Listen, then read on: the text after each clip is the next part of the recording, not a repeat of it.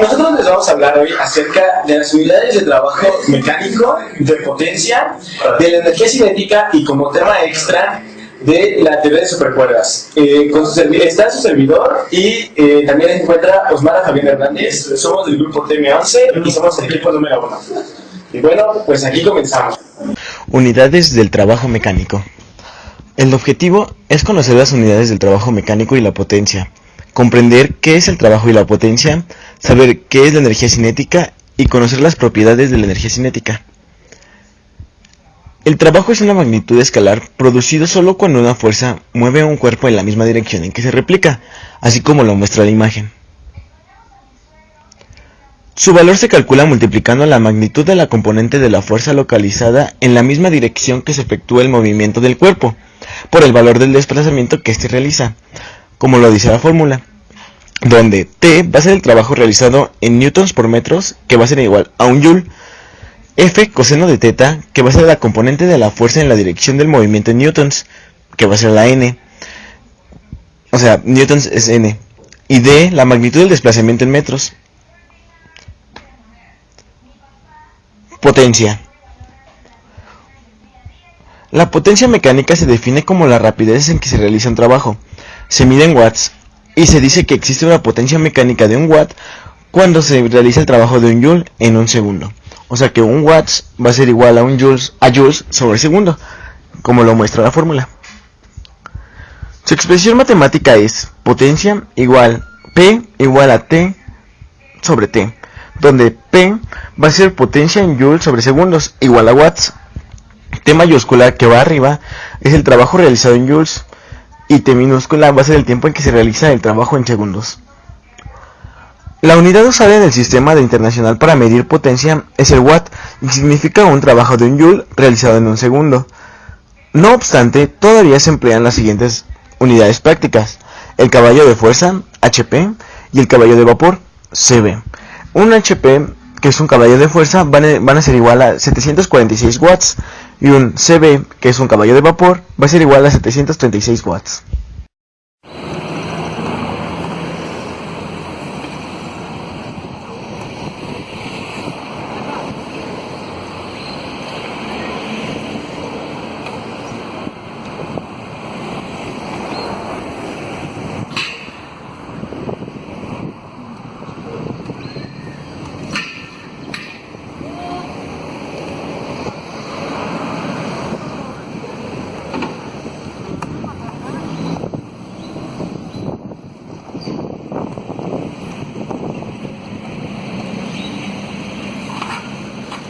A continuación, yo les hablaré de lo que es la energía cinética. Antes de pasar a este tema, vamos a entender lo que es la energía. Cuando un cuerpo se mueve, tiene la capacidad de transformar su entorno. Esta capacidad de producir transformaciones constituye en física el concepto de energía. Por ejemplo, cuando un cuerpo en movimiento choca con otro, se modifica el estado de reposo o movimiento de ambos. Por esta razón, decimos que el primer cuerpo tenía energía, pues tenía la capacidad de producir transformaciones. A esta energía, debida al movimiento, se le denomina energía cinética. El valor de la energía cinética viene dado por la siguiente fórmula, que es: energía cinética es igual a 1/2 de la masa por velocidad al cuadrado, en donde S es la energía cinética del cuerpo en movimiento, y la unidad de medida que vamos a utilizar es el joule.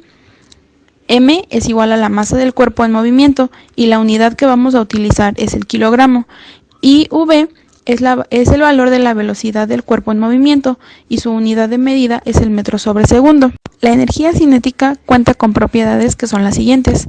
La primera de ellas es que es una magnitud escalar. La segunda es que siempre es positiva, pues la masa y la velocidad al cuadrado son siempre positivas. La tercera es que depende del módulo de la velocidad, pero no de su dirección ni de su sentido. La cuarta, un trabajo positivo sobre el cuerpo implica que la energía cinética aumenta. Un trabajo negativo sobre el cuerpo implica que la energía cinética disminuye. También tenemos algo que se llama teorema de la energía cinética. Este teorema permite relacionar el trabajo con la energía cinética.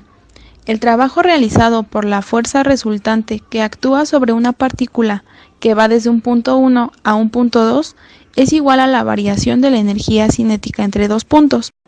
Ahora les explicaré un pequeño ejemplo de cómo sacar la energía cinética. Bueno, nuestro ejemplo dice, calcula la energía cinética de un coche de 860 kilogramos que se mueve a 50 kilómetros por hora. Primero que nada vamos a identificar cuáles son los datos que tenemos en nuestro problema. Tenemos que nuestra masa será de 860 kilogramos y nuestra velocidad será de 50 kilómetros por hora. Para poder realizar este problema, lo primero que tenemos que hacer es saber cuántos metros se mueve nuestro auto por segundo. Entonces, vamos a pasar nuestros 50 kilómetros a metros, serían 50.000, y nuestra hora a segundos, que serían 3.600 segundos.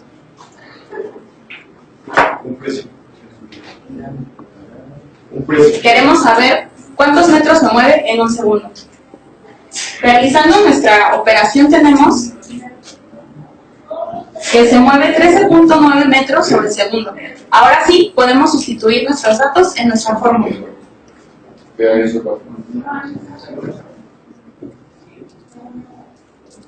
De acuerdo.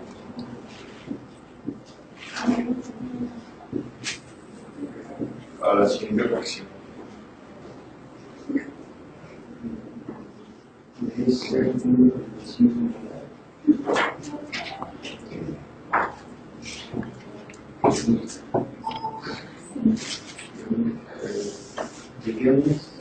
Ahora bien, realizando nuestra operación de 1 medio por 860 kilogramos por nuestra velocidad, que fue de 13.9 metros sobre segundos al cuadrado, tenemos como resultado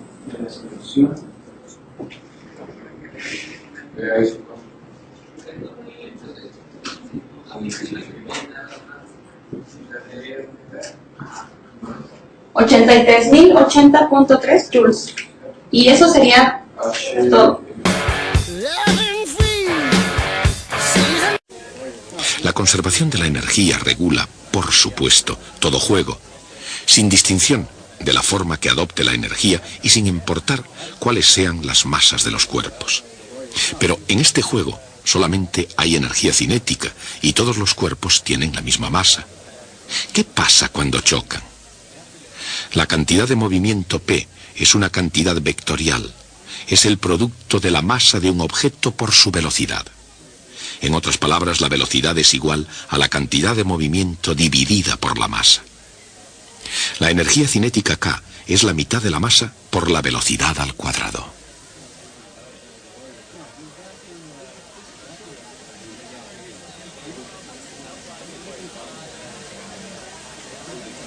Por lo tanto, la energía cinética es P al cuadrado dividido por 2m.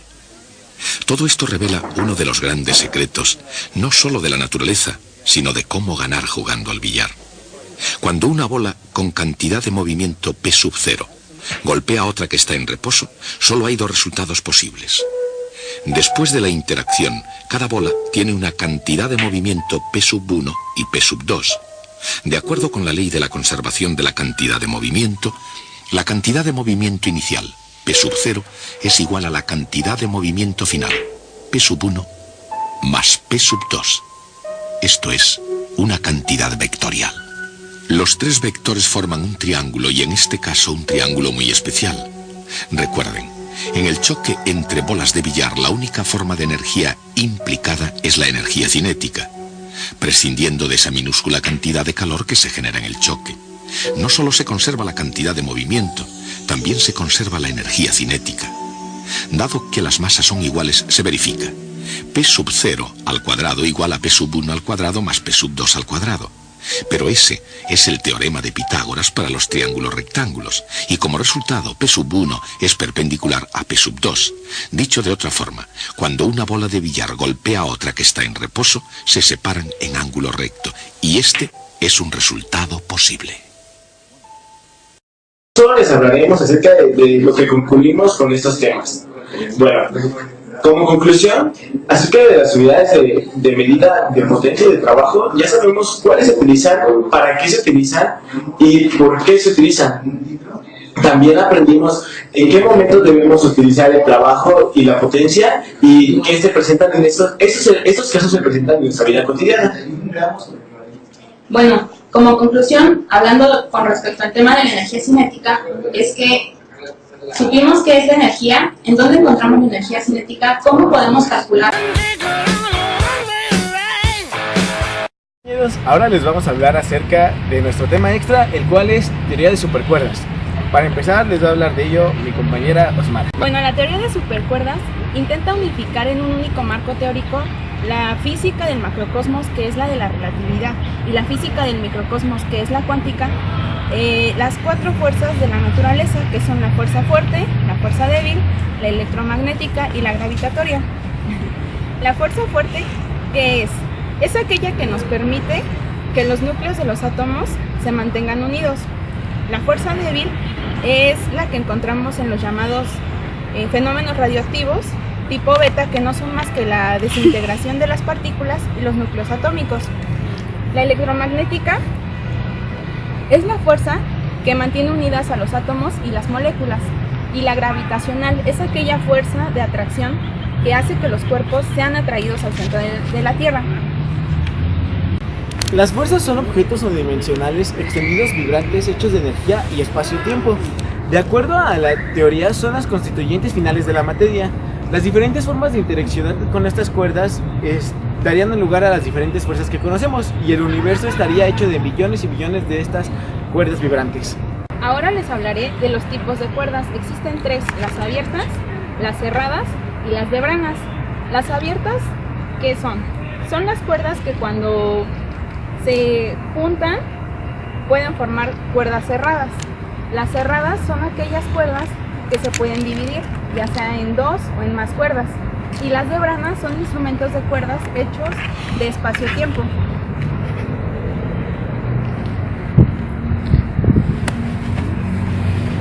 Bueno, las dimensiones extras son la consistencia de la teoría de cuerdas, pero dice que aunque nuestro mundo parece estar hecho de tres dimensiones espaciales, ancho, largo y profundo, y una temporal, la cual es el tiempo, existen 6 dimensiones espaciales más, con la particularidad de que son muy pequeñas y están enrolladas formando geometrías complejas, como puede ser un cubo o algo así por el estilo. Bueno, ahora por último les vamos a hablar acerca de la teoría M. Bueno, existen 5 teorías de cuerdas, y de estas 5 teorías, la más fundamental se llama teoría M, que está formulada en 11 dimensiones. La diferencia es que en esta teoría M, los objetos fundamentales de esta teoría son membranas vibrantes y no las cuerdas. Construir de forma matemáticamente consistente esta teoría permitiría unificar todas las fuerzas de la naturaleza conocidas. Y bueno, por último les vamos a presentar este video, esperemos les guste. Gracias.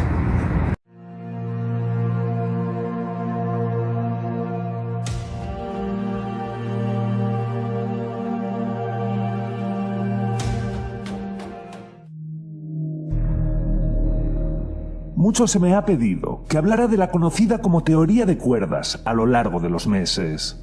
No es sencillo ni mucho menos, puesto que se trata de un concepto para el que quizás no estamos demasiado preparados para comprender con facilidad. Hoy tengo la tarea de sintetizar y hacer accesible para todos una de las teorías más bellas y más extrañas de la física, que quizás describa cómo está hecho el mundo en el que vivimos. Esta es la lista de hechos de la teoría de cuerdas que deberías saber.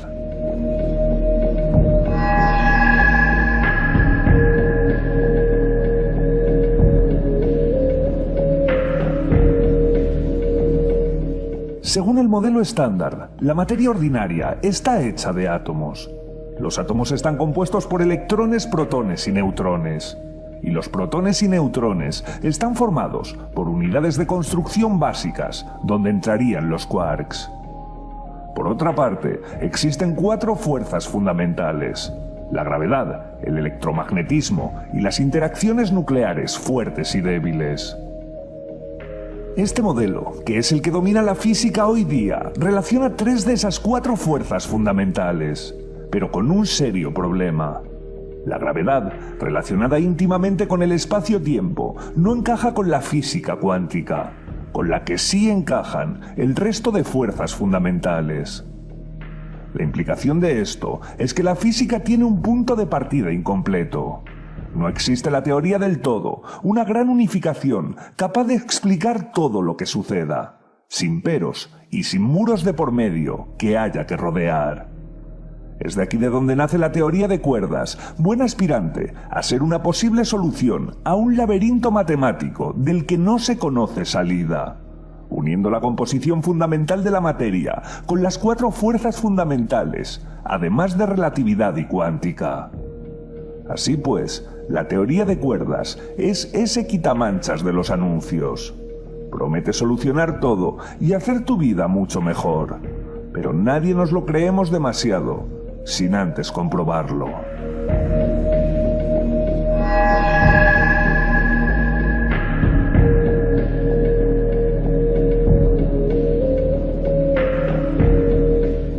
La teoría de cuerdas, en realidad teorías porque hay muchas, es una alternativa como modelo fundamental de la física teórica. ¿Es cierta? No lo sabemos. ¿Es falsa? No lo sabemos. ¿Puede ser que tenga una parte falsa y otra real? Probablemente no. Es tan ambiciosa que si algo se cae, seguramente derrumbará el trabajo hasta los cimientos. La teoría de cuerdas es el all-in de la física actual. O ganas todo, o pierdes todo. Perfecto, no hay problema. Entonces solo queda contrastarla con la realidad, y al hacerlo, encontrar que nos topamos con un muro de hormigón enorme que no podemos traspasar. No hemos sido capaces de extraer predicciones para confrontarlas con observaciones experimentales. Y no se sabe si en realidad ni siquiera es falsable, o que no sabemos manipular convenientemente sus matemáticas. Resumiendo, tenemos el mundo real a un lado y un folio kilométrico lleno de ecuaciones al otro, bajo el título Explicación del mundo, aunque lamentablemente ni siquiera sabemos qué hacer con esas ecuaciones.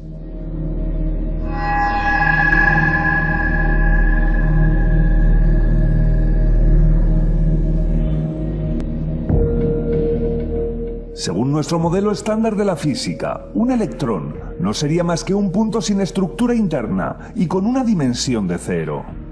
Pero para la teoría de cuerdas, tanto los electrones como los quarks o cualquier leptón serían estados vibracionales de elementos de construcción aún más básicos, llamados cuerdas o filamentos. De esta manera, todo estaría compuesto por las mismas unidades básicas, y dependiendo de la forma en la que vibraran, conformarían una partícula fundamental u otra. Una sinfonía universal, donde en vez de notas, la partitura estaría compuesta por estados de excitación. Y estas cuerdas podrían ser cerradas como un donut, o podrían ser abiertas como un látigo. Pero con el tiempo, se descubrió que para dar consistencia a la teoría se necesitaba algo más, llegando al concepto de branas. Estas branas serían láminas de n dimensiones a las que se unirían las cuerdas, algo así como el análogo a una alfombra de pelo en 2 dimensiones. Bueno, pues ya tenemos las cuerdas y su brana. Sencillo, ¿verdad?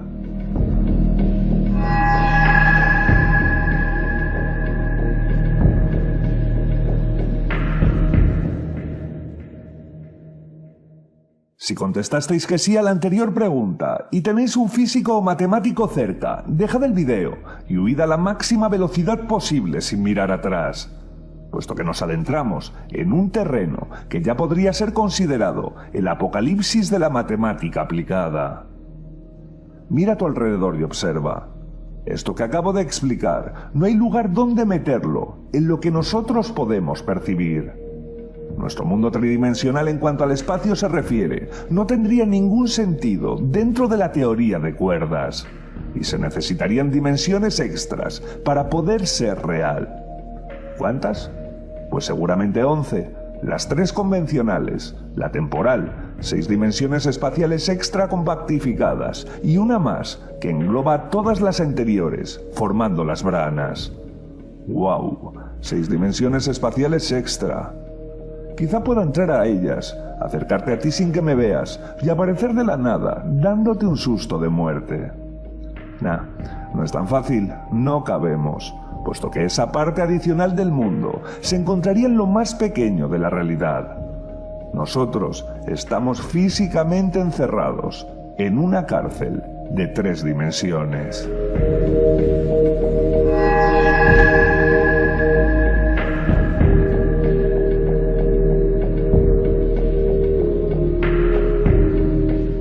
La teoría de cuerdas era básicamente 5 teorías distintas, con multitud de variantes, cada una de ellas, hasta que llegó la teoría M, o teoría de las supercuerdas, y las unificó junto a la supergravedad.